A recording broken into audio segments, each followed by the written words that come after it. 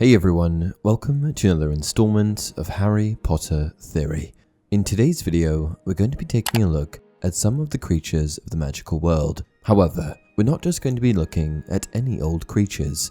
We're going to be honing in on the darkest, foulest creatures to inhabit the wizarding world. Fortunately, for every dark creature, there seems to be a healthy number of friendly counterparts. But that certainly doesn't mean that the magical world is devoid of evil. You guys seem to really enjoy these ranking videos, but just remember that this is purely my opinion, and I implore you all to comment your own lists down below. Without further ado, please enjoy the 10 darkest creatures in the wizarding world. Number 10. Basilisks. If you've seen, read, The Chamber of Secrets, then you'll know what basilisks are. Enormous serpentine creatures that were originally created by a dark wizard by the name of Herpo the Foul.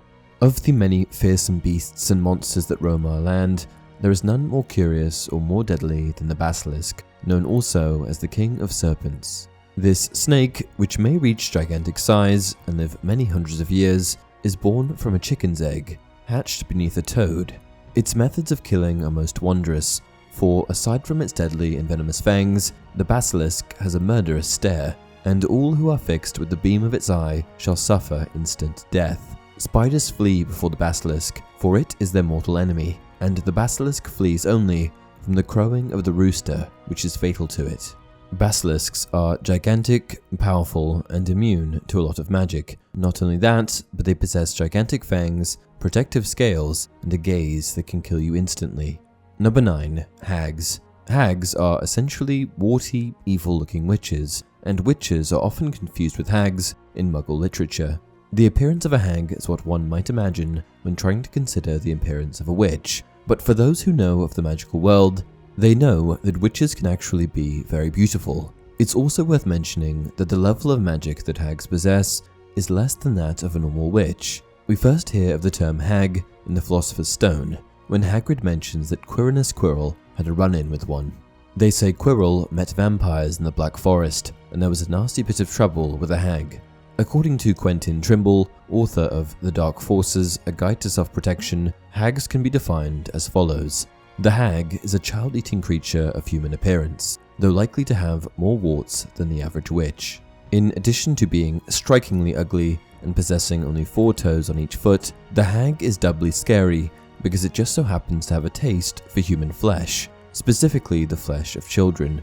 Hags made it onto this list not because they are particularly powerful, but because there really isn't anything pure about them. Their entire life is devoted to eating children, and they purportedly even advertise themselves as babysitters. Creepy. Number 8. Banshees. I know that when I see or hear Banshee, I think of Gilderoy Lockhart.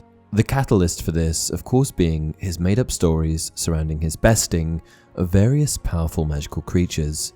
Lockhart's book, Break with the Banshee, outlines his defeat of the Banded Banshee, a powerful banshee that terrorized the wizarding world. "I didn't get rid of the Banded Banshee by smiling at her," Lockhart famously stated. We know now that Lockhart's tale was fabricated, taking credit for the accomplishment of another witch. But in truth, banshees do exist, and they are very dangerous dark creatures. Banshees are dark, malevolent spirits native to Scotland and Ireland that assume the form of skeletal-looking women with green skin and black hair. Banshees are particularly dangerous as they are able to produce a high-pitched scream that can prove fatal to the ears. Like hags, their existence is entirely wicked, and there isn't a good bone that exists in their bodies. The best defense against a banshee is a simple laughing potion. Number 7. Gorgonz. The best way to have people clue in to what exactly a gorgon is to mention the most famous gorgon from mythology, Medusa. Medusa was a woman in Greek mythology whose beauty was often compared to the beautiful goddess Athena. This outraged Athena, and so she decided to curse Medusa, making her ugly and turning her hair into snakes. From this point onward, whenever anyone looked directly at Medusa, they would be turned to stone. Medusa and her 2 sisters were the original Gorgons. Off topic for a second, if you want to learn more about mythology, check out the link for my mythology channel in the pinned comment. Moving on. It just so happens that Gorgons also exist in the Harry Potter universe, and they are mentioned in Miranda Goshawk's The Rime of Gormless Morgan. The Gorgon was fearsome and clever, Two things that poor Morgan was never. By staring alone, she could turn men to stone, so they'd have to be statues forever. Number 6. Zombies. That's right, the Harry Potter universe doesn't exclude zombies, and I'm not talking about Inferi, I'm talking about exactly the type of zombies that you're thinking of. Zombies first pop up in a 1913 Defense Against the Dark Arts lesson in which a student's boggart turns into a zombie. They were also mentioned in the Philosopher's Stone, as Quirrell mentions that his turban was a gift from an African prince for getting rid of a zombie. They are also mentioned in Quentin Trimble's The Dark Forces, a guide to self-protection. He had this to say: "The zombie dwells only in the southern part of America. It is an example, like the vampire, of the living dead, and may be recognized by its greyish color and its rotten smell." Zombies are of course creatures that originated in Haitian folklore. They are basically resurrected and reanimated human corpses that feed on flesh. Number 5. Boggarts. Boggarts are essentially manifestations of our deepest, darkest fears. They are immortal, shape-shifting non-beings that transform into whatever you fear most. No one knows what a boggart looks like by itself, because it will transform as soon as you encounter it. When boggarts aren't scaring people, they can usually be found rustling around in confined spaces or lurking around dark corners. Similar to poltergeists, which have an affinity for mischief, think Peeves, and Dementors, which thrive on darkness and depression, boggarts are paired with fear. One of the most interesting things about boggarts is that when they transform into something, they can replicate its abilities, i.e. when a boggart transforms into a Dementor, it's able to do all of the horrible things that a Dementor can. It's worth mentioning, however, that the boggart's abilities will be very suppressed compared to the original creature or being. Number 4. Obscurus. An Obscurial is someone who carries an Obscurus, a dark manifestation of repressed energy. They are parasitic in nature in that they are deeply attached to the host. An Obscurus is most commonly created when a troubled child consciously attempts to repress their magical abilities, or were forced to do so through physical or psychological abuse. Newt Scamander puts it perfectly. Before wizards went underground, when we were still being hunted by muggles, young witches and wizards sometimes tried to suppress their magic to avoid persecution. So instead of learning to harness or to control their powers, they developed what was called an Obscurus.